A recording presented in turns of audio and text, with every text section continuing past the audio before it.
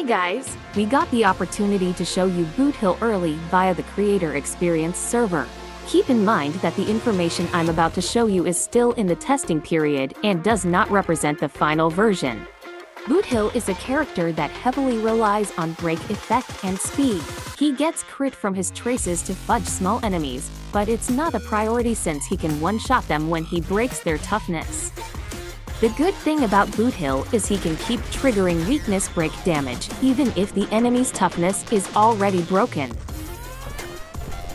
No one is out of reach for Boot Hill as he can slap physical weakness on anyone with his ultimate. When Boot Hill uses his skill, he taunts one enemy and puts them in standoff mode. While in standoff mode, Boot Hill gains an enhanced basic attack and an extra 30% damage against that enemy. Boot Hill gains 1 stack of Pocket Trickshot when standoff ends via weakness break or defeating the enemy. This includes if other allies did the job for him. When Boot Hill has Pocket Trickshots, his attacks against a weakness broken enemy will deal weakness break damage, scaling with the number of stacks he has. When building his relics, you want to always use Talia with the combination of 4 Thief, 2 Watchmaker with 2 Thief, or 2 Messenger with either 2 Watchmaker or 2 Thief. His boots must be speed and Link Rope must be break effect.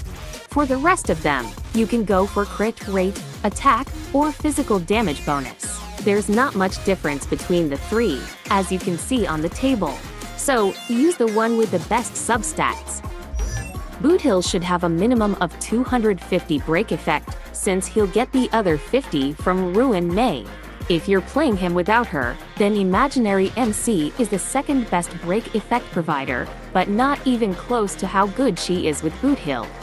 Ideally, you want to have around 40% crit rate so that he can have a stable crit hit.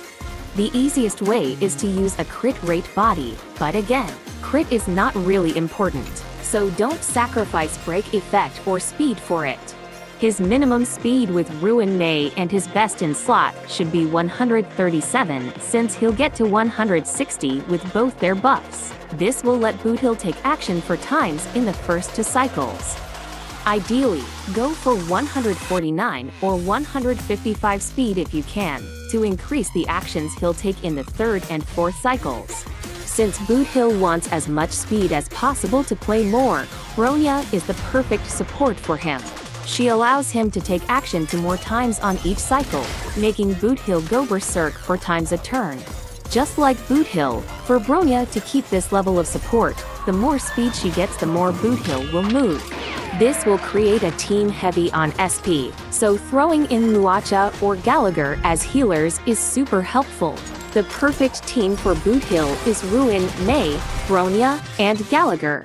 Ruin Mei is a must-have in every Boot Hill team since she increases toughness reduction efficiency, making it easier for the team to trigger weakness break. She also keeps the enemy in weakness break state with her Thanadope Bloom. Additionally, the resistance penetration she gives from her ultimate affects Boot Hill's weakness break damage, unlike other damage bonus sources. The best supports to include in Boot Hill teams are the ones that ensure he plays more often. That can happen by either advancing his action or granting him lots of speed. The best ones are Bronya, then Sparkle, Asta, Robin, and Hanya. So when it comes to Boot Hill team comp, his team should be Ruin Mei plus speed or action changer plus a speed positive healer. Bronya is the easiest option for action forward, but Robin, Sparkle, Asta, and Hanya are all excellent as well. When I tested them in the current Memory of Chaos, they were able to complete it as fast as Bronya, although it requires better management. For free-to-play Boot Hill team, go with Harmony MC, Asta, and Gallagher. Run the MC with Memories of the Past to maximize the break effect they give to Boot Hill and give Asta Dance, Dance, Dance, and watch how many actions she grants Boot Hill. In both pay-to-win and free-to-play teams, you should build Gallagher with the most amount of energy regeneration possible to ensure he can keep casting his ult. That will help recover more HP and SP for the team. Although this team is really good, it's bound to underperform and take longer times to finish timed content. Still, Boothill is very comfortable in that team and can do everything he does with his pay to win teams. I tested the following teams in the current Memory of Chaos, and here are the results. Without Gallagher, Ruin May, Bronya, and Robin finished with 29 cycles remaining. From now on, every team has E6 Gallagher with S5 post-op conversation, so I'm testing only the supports.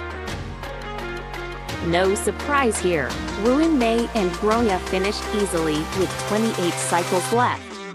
Sparkle is very close to Bronya with 28 cycles left. Robin with 28 cycles.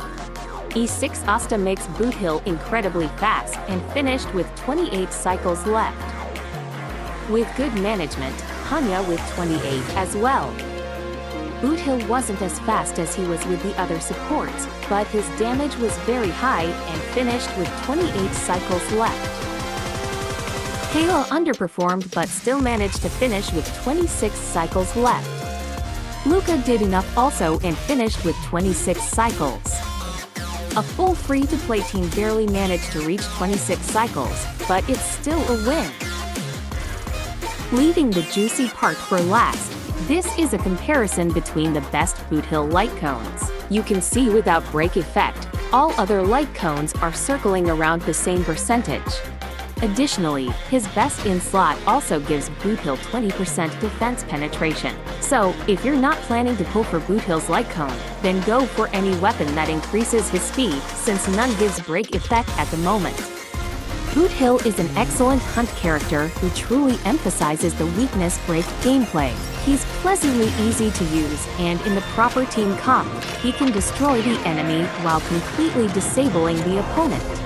His damage may not look as high as Acheron, but if you consider Acheron's team restriction and her E2, Eidolon, I'd say that E0 Boothill's DPS matches E0 Acheron's.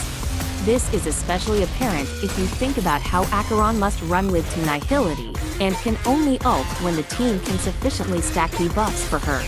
Meanwhile, Boothill keeps getting his turn back from Bronya. This means in one cycle, the two likely deal about the same damage. To sum it up, Boothill's pros are, he's easy to build, only needing speed and break effect. He greatly benefits from defense and resistance reduction since weakness break considers these debuffs. He can completely disable an enemy from playing, especially with Ruin May. And finally, he can place physical weakness with his ultimate. As for his cons, his first two actions are always wasted in timed content to stack his trick shot. He relies on his teammates to do the weakness break for him since his ultimate isn't always enough. He's limited in pure fiction and doesn't deal damage without weakness break. He doesn't really benefit from attack, crit, and damage buffs like Bronya's. For my final thoughts, you should definitely get Boothill if you have Ruin May. I personally don't recommend it if you don't. Unlike Ruin May, who's irreplaceable, Bronya can easily be swapped with other Harmony like Sparkle, Robin, Asta, and Hanya. A well-built Harmony MC also enables the team to deal enough damage to match the DPS of Boothill's extra actions. So, what do you think about Boothill? Are you going to get him, or are you afraid that he will soon be power creeped by future characters?